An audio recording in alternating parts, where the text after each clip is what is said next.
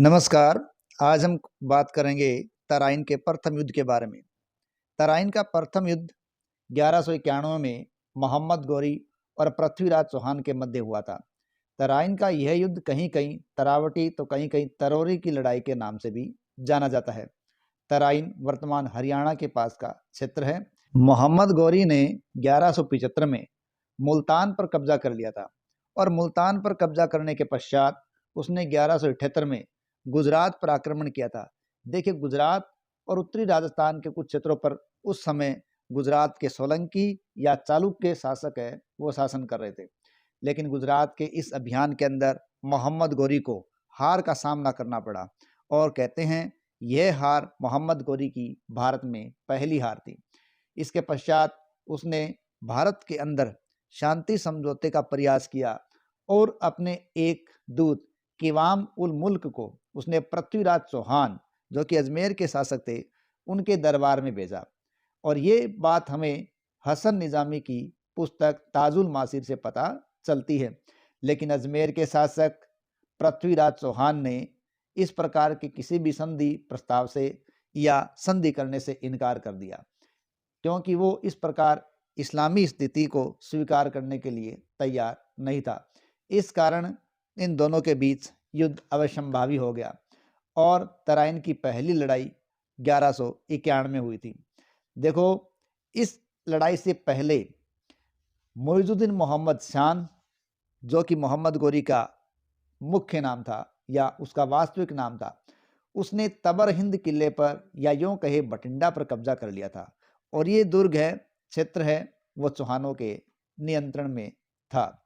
अगर हम सर हिंदी की बात स्वीकार करें तो 1191 में किसी समय पृथ्वीराज ने पैदल सेना, घुड़सवार सेना और हाथी सेना के साथ गौरी की सेना के खिलाफ लड़ाई लड़ी थी और मोहम्मद गौरी तबर हिंद छोड़ने ही वाला था जब उसे पृथ्वीराज आने की खबर मिली और फिर उसने पृथ्वीराज के विरुद्ध चढ़ाई की और दोनों ही सेनाएं तराइन के मैदान में मिली थी।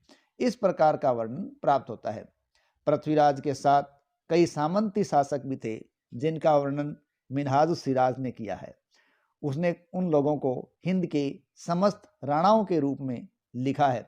दिल्ली के शासक गोविंद भी पृथ्वीराज के साथ शामिल थे। हाथी पर बैठे गोविंद राय तोमर अग्रणी पंक्ति में थे, जिससे पता चलता है कि वे पृथ्वीराज की सेना के कमांडर थे। गोविंद राय को कुछ इतिहासकारों ने पृथ्वीराज के भाई के रूप में भी दर्शाया है। इतिहासकार फरिश्ता की अगर बात स्वीकार करें तो फरिश्ता ने गोविंद राय को ऐसे व्यक्ति के रूप में दर्शाया है जो लगभग पृथ्वीराज चौहान के समान ही शक्तिशाली था। संभवतः इसलिए क्योंकि गोविंद राय दिल्ली के शासक थे, जो फरिश्ता के समय तक राजनीतिक रूप से बहुत ही महत्वपूर्ण क्षेत्र हो गया था।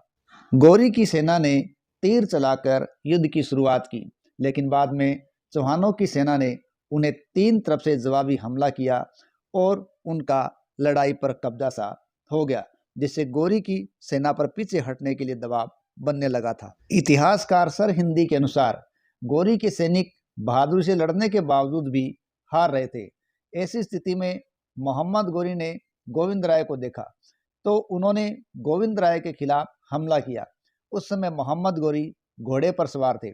उन्होंने गोविंद राय पर भाले से हमला कर दिया, जिससे उसके मुंह पर चोट लगी और उसके दो दांत टूट गए थे। लेकिन गोविंद राय भी कम नहीं थे। उन्होंने मोहम्मद गौरी पर जवाबी हमला किया, जिससे मोहम्मद गौरी की बाह गंभीर रूप से घायल हो गई थी। घायल गौरी अपने आप को युद्ध क्षेत्र से सुरक्षित स्थान पर ले गया। इस प्रकार वो युद्ध के मैदान से हट गया और उसके हटने से उसकी सेना भी उसके पीछे पीछे रवाना हो गई।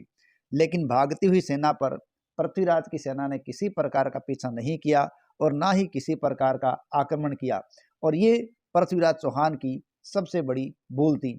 यदि मोहम्मद गौरी उस दिन पकड़ लिया गया होता या मार दिया गया होता तो शायद भारत का इतिहास वैसा नहीं होता जैसा बाद में हुआ था, क्योंकि मोहम्मद गौरी अगले ही साल पूर्ण तैयारी के साथ आया था और पृथ्वीराज चौहान को हराया था और भारत पर मुस्लिम सत्ता की स्थापना भी करने में कामयाब हुआ था। अगर मोहम्मद गौरी को पहले ही युद्ध में पृथ्वीराज चौहान के द्वारा मार दिया जाता, पीछा कर लिया जाता या बंदी बना लिया जाता तो ये परिस्थितियां पैदा नहीं होती। लेकिन पृथ्वीराज चौहान की इस गलती ने पूरे उत्तर भारत को बाद में मुस्लिम नियंत्रण के लिए हमेशा के लिए खोल दिया था।